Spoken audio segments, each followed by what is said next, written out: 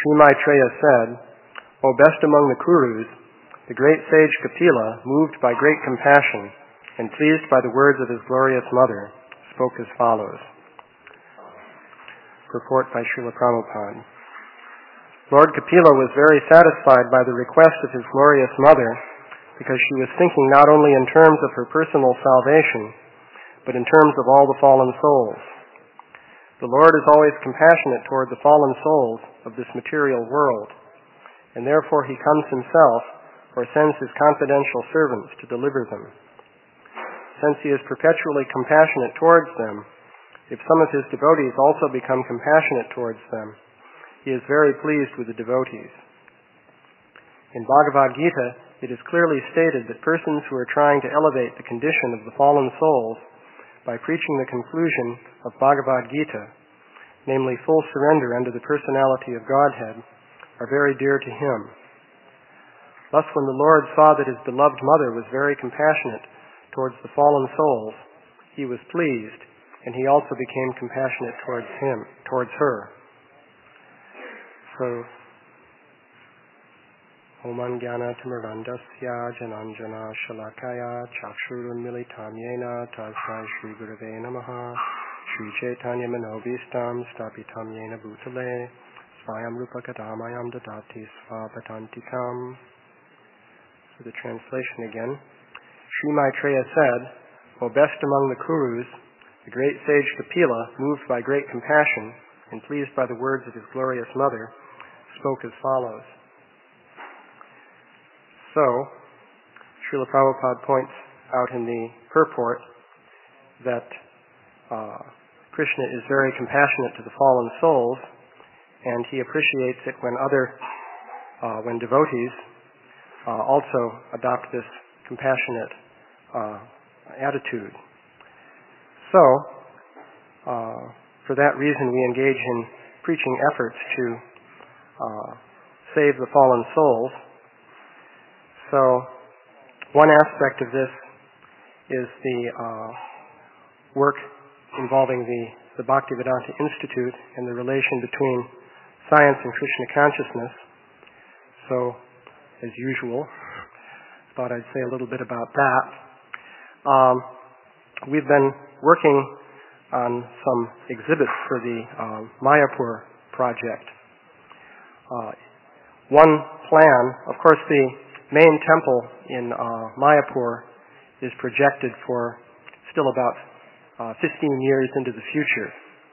So that's a very long-term plan. However, there's a more immediate prototype exhibition which is being planned for an area called Prabhupāda Avenue, which extends from the Prabhupada Samadhi in the direction where the main temple is going to be.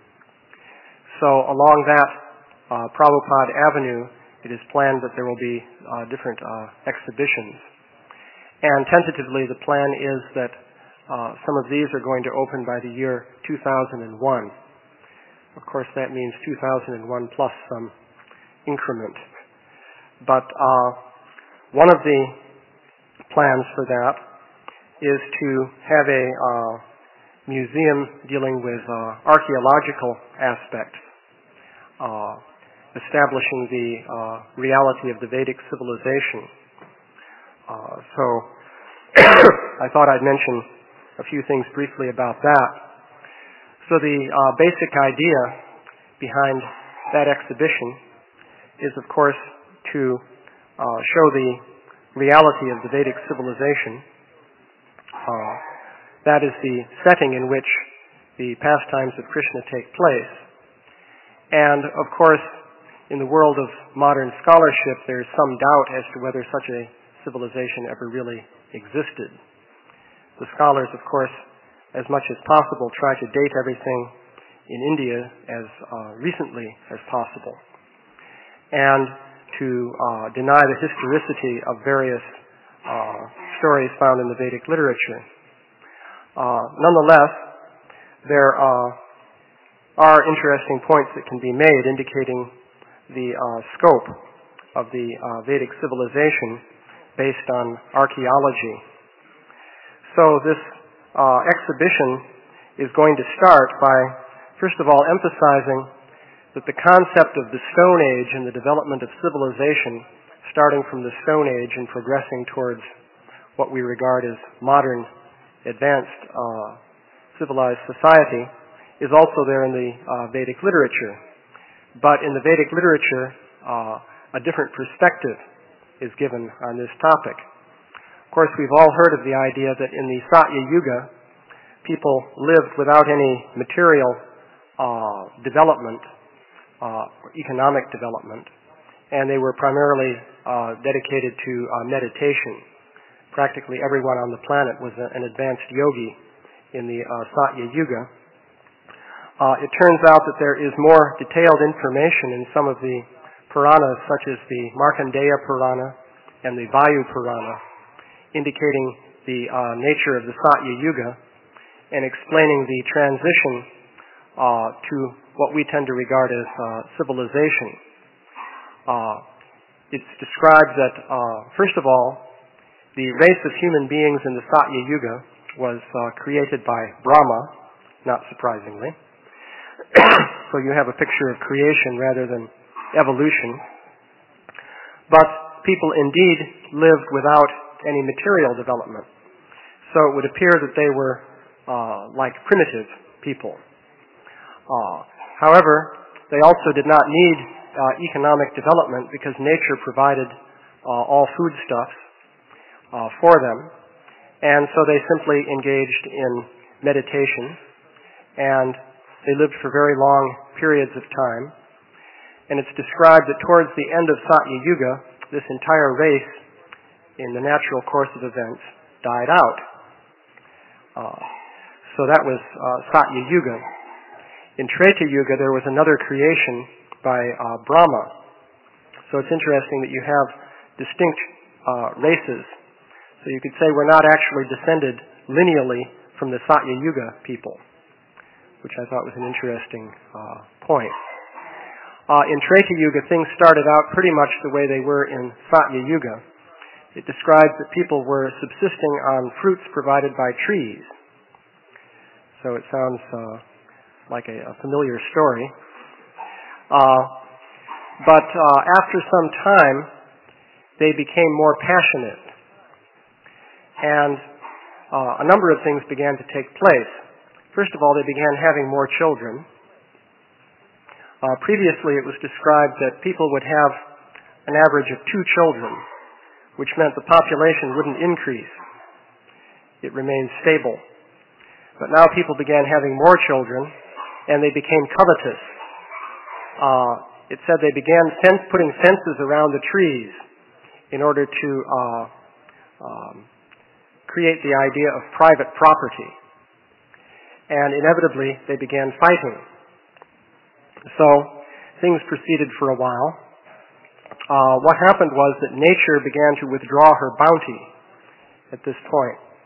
The climate deteriorated, and the trees began to die off. And now things became more difficult for the people, and so they began to create fortifications in order to defend their property, because now they divided the world up into different parcels of private property. So things became worse and worse. People developed dwellings of different kinds. This was necessary because the climate was deteriorating. So they began to live in villages with walls around them.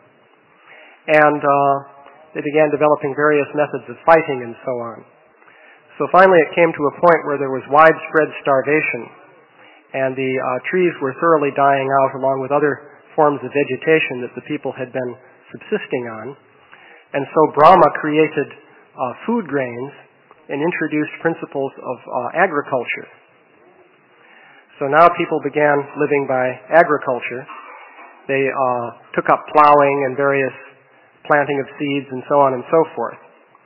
And so you had the beginning of towns and cities with the population being supported by agricultural development. And all of this took place within the Treta Yuga. So I thought it was an interesting story, because in one sense It's very close to the story which the anthropologists tell about the origin of agriculture and civilization, but the perspective is different. Namely that this was actually due to a fall down in the consciousness of the people, in which they created this idea of private property and then began fighting over it. And then suddenly things became much scarcer than they had been before. It's also interesting that there's an analogy there to the story of Adam and Eve in the Bible.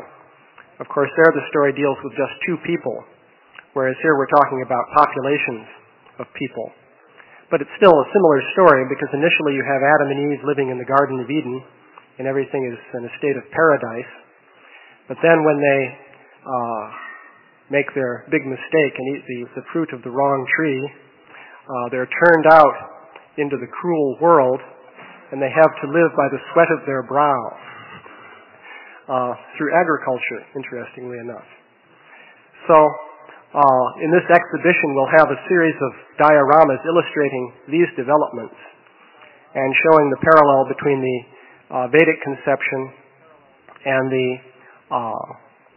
ideas of the anthropologists, showing that there is compatibility there, but also giving the different perspective from the Vedic point of view. In addition, there will be a series of exhibits indicating the reality of the Vedic civilization and giving archaeological evidence. One interesting item is something called the Vedic head. This is a metal sculpture that was discovered apparently in New Delhi back in, I think, the 1950s. It's made of bronze, and it looks, for all the world, like a sculpture of Bhima. It's a very massive, kshatriya-like head. Very realistic sculpture, also. The interesting thing about it is that this sculpture has been carbon dated to 3,700 BC. And that's a little bit unusual. According to the prevailing views of modern scholarship, in India, the oldest civilization is the so-called Indus Valley civilization, characterized by sites such as Harappa and Mohenjo-Daro and so forth. And customarily, they have dated that back to about 2300 BC, although I've noted some dates have been pushed back a little bit recently to around 3000 BC. Of course, as a matter of perspective, the traditional date that we follow for the time of the Mahabharata and Krishna's pastimes in the Battle of Kurukshetra is 3100 BC. That's the traditional period. That's why Śrīla Prabhupāda always said 5,000 years ago Krishna's pastimes took place. But this civilization in the Indus Valley seems to date back pretty much to that time, but in the area of the Ganges, they don't date civilization back that far. So it's interesting to see this sculpture turning up. The people who have it spent, I guess, $2 million having it tested in various ways.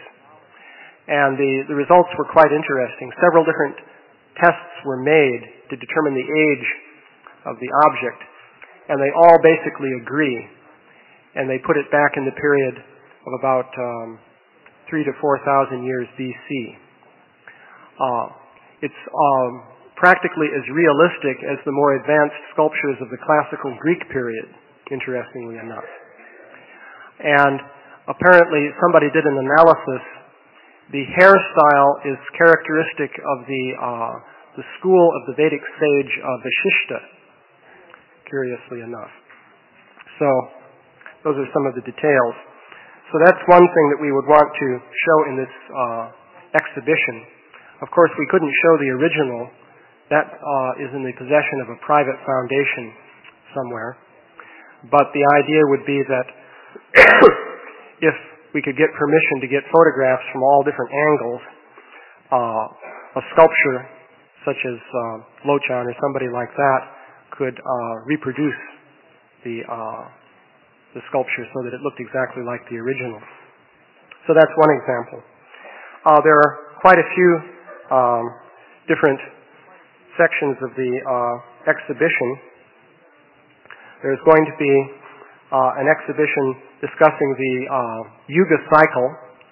Of course, as we know, according to the Vedic literature, time goes in cycles of called yugas, coming to 4,320,000 years.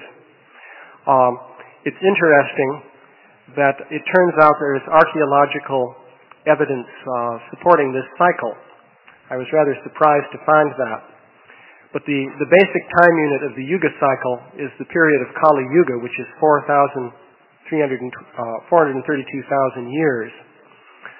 It turns out that in the theory of the ice ages and of ancient world climate, there's a theory created by a man named Milankovitch, which uses astronomical cycles to explain the timing of the ice ages. It turns out that one of the cycles that they study is 430,000 years. And this cycle is shown in the fossil record. For example, in the Gulf Coast of the United States, along Mississippi and Louisiana, that area, if you dig down through the strata of the earth, you can find that the ocean was rising and retreating in a cyclic fashion over millions of years. And the period for one cycle of rising and retreating of the ocean was 430,000 years. So there seems to be some evidence for the Yuga system then in geology. So we'll have a number of presentations concerning archaeology in India. In recent years, some interesting discoveries have been made in relation to this Indus Valley civilization.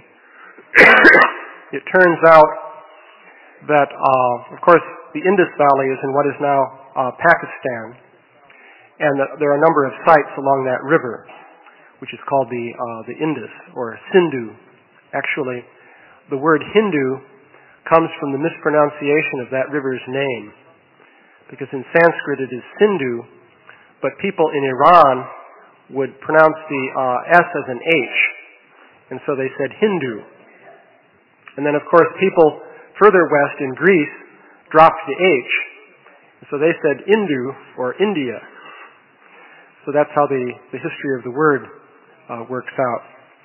Anyway, it turns out that next to the Pakistan, between Pakistan and India proper, there's what is called the Rajasthani Desert. And it's a very unpopulated area at the present time. However, evidence has been gathered indicating that the ancient Saraswati River used to flow through the Rajasthan desert. So it used to be there were three very large river complexes in India, namely the Indus, the Saraswati, and the Ganges, whereas now there are only two. And a large number of archaeological sites have been found along the bed of the old Saraswati River in the Rajasthan desert. Apparently there are about 1,200 sites of ancient cities along that area. So it looks like this is a very rich area for investigating the ancient Vedic civilization. The Vedas per se, such as Rig Veda and so on, make repeated references to this Saraswati River. So it would appear that a lot of the people in the Vedic civilization were living in that region. Another topic, of course, is Dwarka. The archaeologist S.R. Rao discovered ruins in the ocean off the coast of Dwarka in India. So this is an interesting piece of evidence. He dates these ruins to around 1500 BC, and he thinks that this is Krishna's Dwarka. Of course, it's convenient for him to say so, since he's the discoverer of that site. However, the indications are that over the last several thousand years, actually since the end of the last ice age, sea levels have gradually been rising. And in particular, they've been rising in this area of Dwarka. So it would appear that what Rao has discovered is in fact the equivalent of the present city of Dwarka as it was in 1500 BC. The sea levels were lower, and so the city was further out in the bay. Gradually over time, the sea levels have been working inward, and as the buildings were destroyed by the ocean, people built new buildings further inland. In fact, you can trace the temple, the Krishna temple there in Dwarka, apparently dates back to around, I think, 1200 or so AD. But before that, there was one dating to about 900 AD, which is beneath the earth now, closer to the ocean.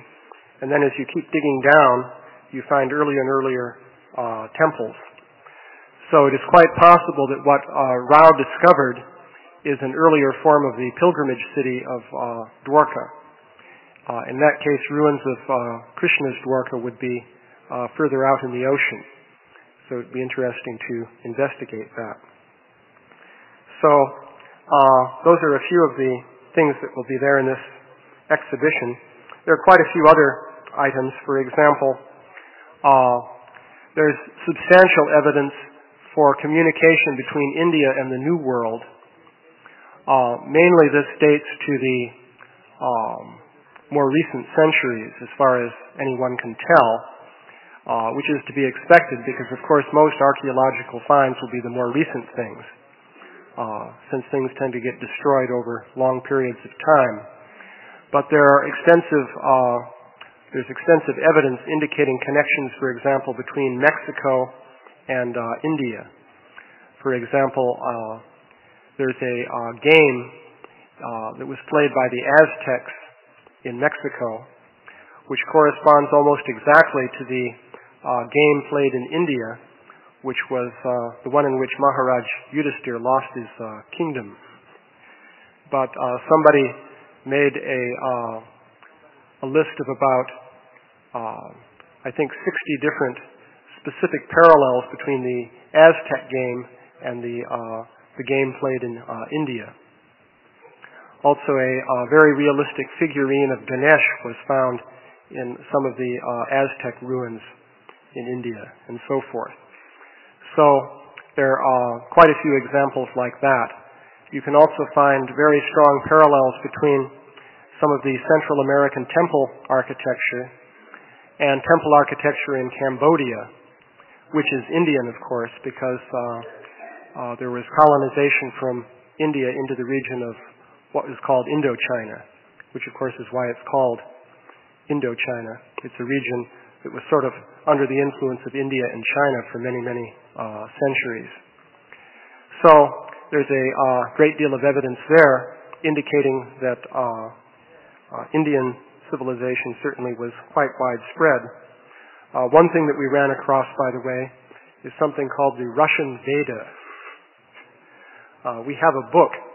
Apparently, in Russia, there was some manifestation of Vedic culture. I'm still trying to find out more about what the dates are for that. But apparently, a book in some old form of Russian existed, which was written on wooden planks, and which contained all kinds of stories about Krishna. It was almost like Krishna book. We actually have a copy of this. We tried to have a local Russian devotee translate this, but he said it was in a very difficult form of Russian. Apparently it would be like asking somebody to translate Chaucer's Canterbury Tales or something like that, which are in an archaic form of English. So we need to get more information about that. Also, there's actually, as far as Russia and the whole area of Siberia is concerned, there are many rumors circulating about different temples that have been found. For example, a temple of Kurma was found somewhere out near, was that Vladivostok? I think that was the area. Out practically on the Japanese side of Siberia. And so we still need to get more information on some of these things. Also, interestingly enough, there's something called the Gunstrup cauldron, which was a large silver pot about this big, which was found in a peat bog in Denmark, and which was for many years associated with the ancient Celtic culture in Europe. But it's covered with bas-relief sculptures which turn out to have Vedic motifs. For example, there's a figure of a very powerful man carrying a club and a wheel in his hand. And people at a certain point realized, well, this looks very much like Vishnu. Then they began discovering there were lots of other very specific parallels to the between Vedic themes and the motifs on this Gunstrup cauldron. Well, I'll stop there. Are there any questions or comments? Yeah? Oh, well, there are two. Where's the Shastra talking about the Satya Yuga and so forth? In the Markandeya Purana and the Vayu Purana, there's a lot of material. Yeah?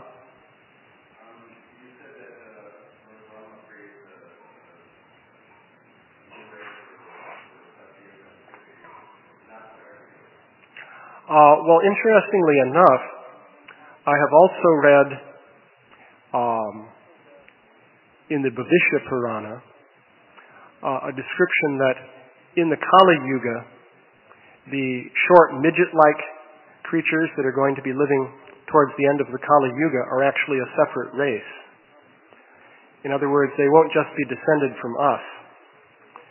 So apparently, different races are created and then annihilated even in the course of the yugas. This was surprising to me also. Also, it describes that this is interesting, the souls of these different people in different yugas come from different planetary systems predominantly. In the Satya Yuga, mainly they were coming from higher planets.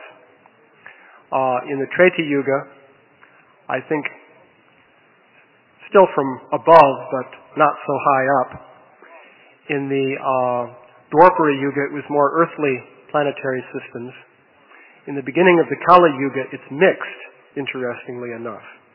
That is, you have people coming from lower planets and higher planets, which explains a little bit about the conditions in the earth today, because you have a curious mixture of different types of people on the earth.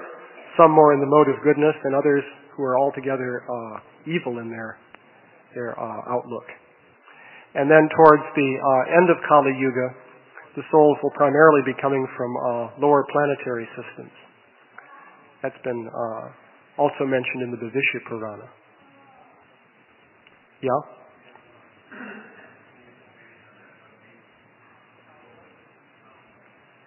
That's another one of them, yeah. I've hoped to get more information on that, but I don't at the moment. But somewhere in southern Russia, just north of Iran, I understand there's an Agni temple. So there are a lot of things that need to be dug up. Yeah?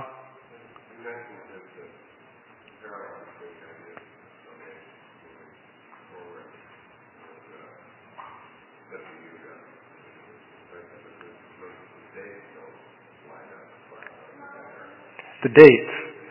Well, if you want to say 4,320,000 years, then you need to refer to another part of our exhibition dealing with forbidden archaeology.